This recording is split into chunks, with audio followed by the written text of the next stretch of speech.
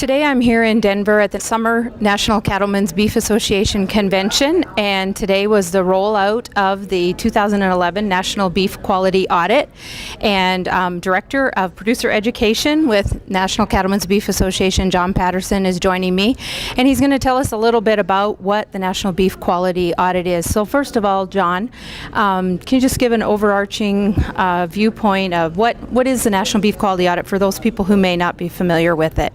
Well, every 5 years, we want to get a report card on the cattle business. How are we doing? What are we doing right? What do we need to do better? And so we started in 1991, and then every 5 years, and then through the 2011 audit, we've collected information. And that audit is basically divided into two phases. Number one, let's go out and measure something. Let's measure what's going on in the packing plant. Let's measure what people's attitudes are. And the new to this audit was, let's ask the cowboys, what's on your mind? What's your opinion?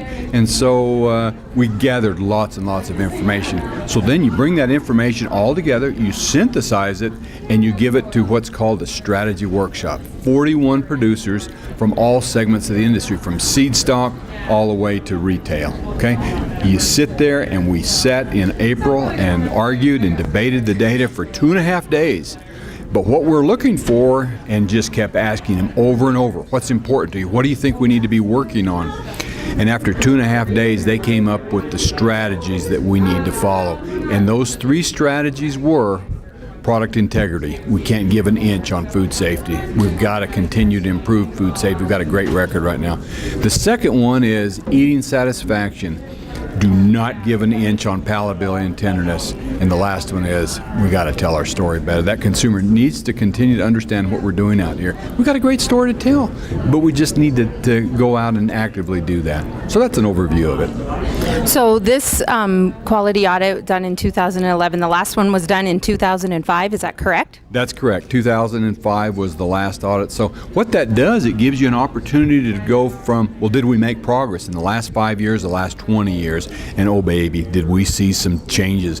We saw that injection site blemishes, bruising, mud, those kind of issues disappeared from the audit. That it worked. That what those guys said in 1991, let's take an effort on beef quality assurance and get rid of these problems in the industry that didn't even show up in the 2011 audit. That's why we're so excited that if you have good education and buy-in from all segments of the industry, we can make a better product.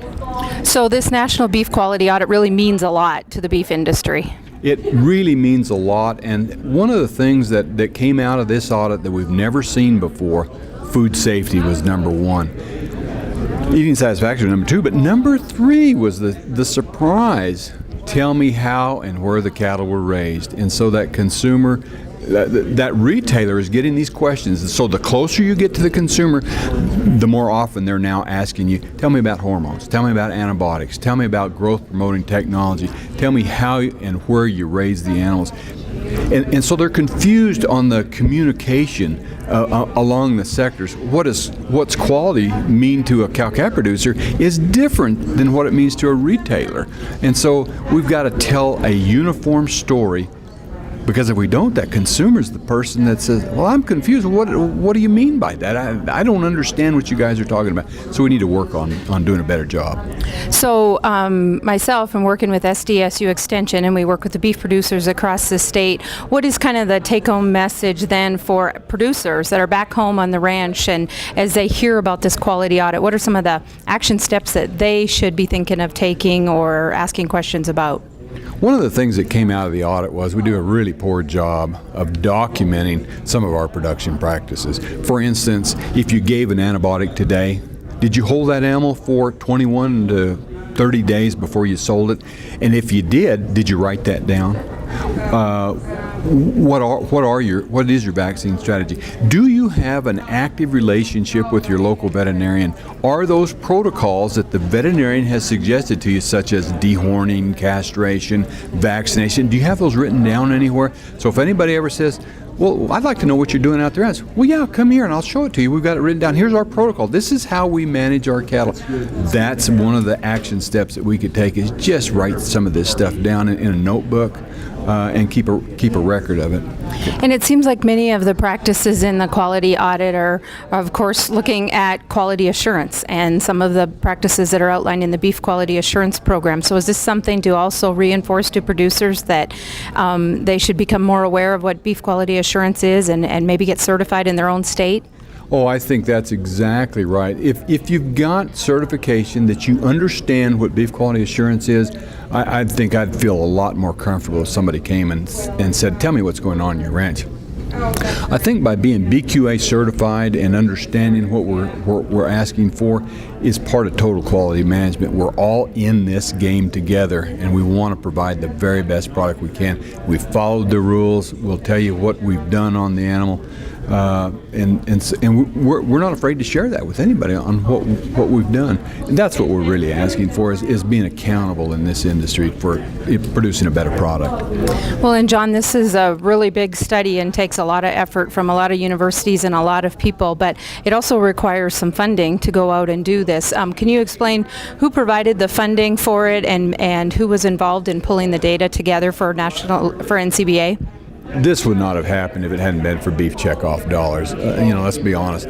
If we didn't have those funds to go out and collect the data and then to have experts come in and summarize the data, this would have never happened, and you would have never known the good things and the things we need to work on coming out of this audit. Well, any closing messages for the beef producers back in South Dakota in regards to the National Beef Quality Audit?